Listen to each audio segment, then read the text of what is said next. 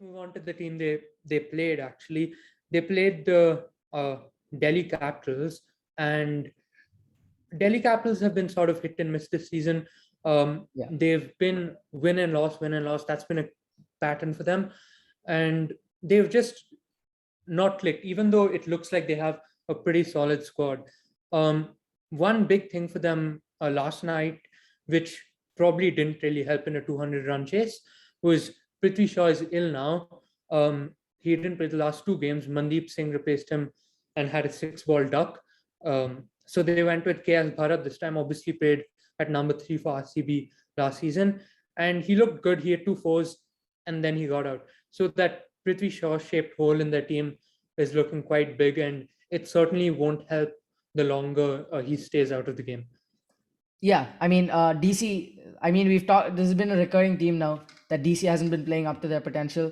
As you said, they've been win and loss, like win and loss, win and loss for the past while now. And when Warner started to perform, we all thought, okay, it's looking up, because with a performing Warner, it's difficult for DC to lose. Warner's obviously fantastic, but yeah, they managed to lose. They managed to get out for an embarrassingly low total against CSK. So that was a bit of a disappointment, there from their batting.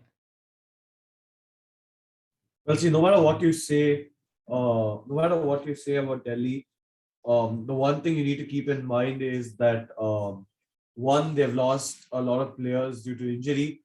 Two, their entire camp was affected by COVID. They lost their coach for a game. They lost. They will have lost a couple of coaching staff and players due to COVID.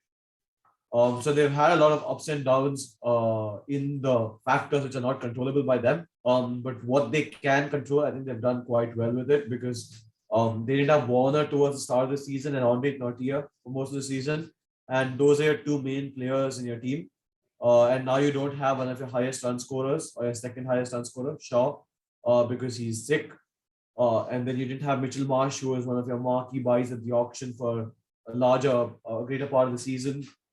Uh, well, they've had quite a few shockers. I think even Aksar Patel is injured now. So it's actually quite sad for them. And what they've done with what they have is quite amazing, because if you see CSK, they've lost a couple of players, I think, and without those players, their side looked completely shit in just clear words, right? Because Conway not playing at the start of the season, I don't know if it was because of his marriage or like whatever reason they dropped him for. But especially during his marriage as well, they lost the player and their batting looked absolutely terrible. They've lost Deepak Chahar, and towards the start of the season, their bowling looked absolutely terrible. But Delhi, after losing so many players, they've done so well. And I want to highlight this performance. David Warner's 92 not out against the Sunrisers Hyderabad. I think it's the biggest statement he could make after what Sunrisers did to him last year. Granted that winning the man of the series of the T20 World Cup was a good enough statement, but doing what he did against Sunrisers Hyderabad and absolutely annihilating their bowling lineup, that was one hell of a statement. And I'm actually glad that he got like such a great knock, and I think it's the best knock of the tournament. Even though we've seen some blinders of people like Butler, but revenge is a dish best served cold. Yeah, let's focus on that knock a bit. Obviously 92 great score, but like what I liked even more was during the end, in the last over, Rovman Pal actually asked him if he wanted to take a single to complete his 100, and Warner said no. This is a team game. We play for the team, and you could see every ball that Rovman was hitting for a boundary, which he did a lot. Warner was the loudest guy in the stadium. He was cheering him at the top of his lungs. It was great to watch. Um, and it's good to see Warner actually excited playing for a team again, because you could see with SRH last year, he was just not himself. With SRH last year, like it wasn't even a cricketing decision, as Brad Haddon said in an interview. He was the assistant coach last year. He had like a falling out with the management. He's still good friends with the players. Like he posted a selfie with Williamson and even Rashid. So he's good friends with the players. I think it was just the SRH management the owners, maybe even Tom Moody, the coach. But it's good to see Warner actually enjoying his cricket again, and definitely one of the top knocks of the season. Yeah, I mean, like say Warner did want Rovman Powell to give him strike. I don't think any of us would have particularly faulted him, right? Like he's close to a century, but he didn't do it. He was completely ecstatic every time Rovman Powell like hit a boundary, as you said.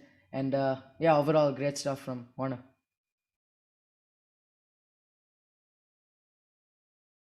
I think the other performances from the Delhi Capitals that have been noted are the ones that go slightly under the radar. I think Lalit Yadav has been great for them, but he's not been playing in the last few games.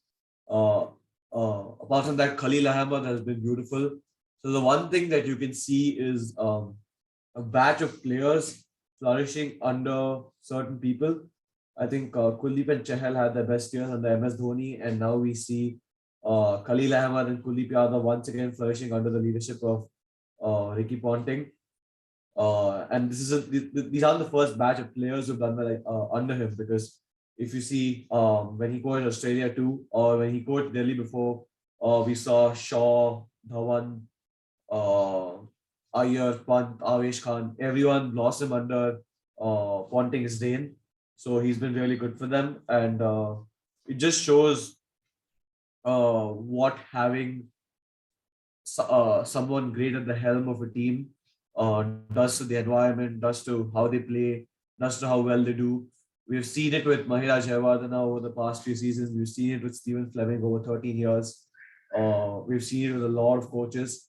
And we've seen what happens when you have bad ones as well. We've seen teams completely falling apart because of poor management. And I think Sunrisers Hyderabad are the prime example of that. I think to an extent, even Punjab Kings are a prime example for that. They keep on changing the coach year after year. They're settled with Kumble for now, but doesn't look like he's doing too good of a job. So, well, we have to wait and see. Yeah, I mean, you were talking about top management, and like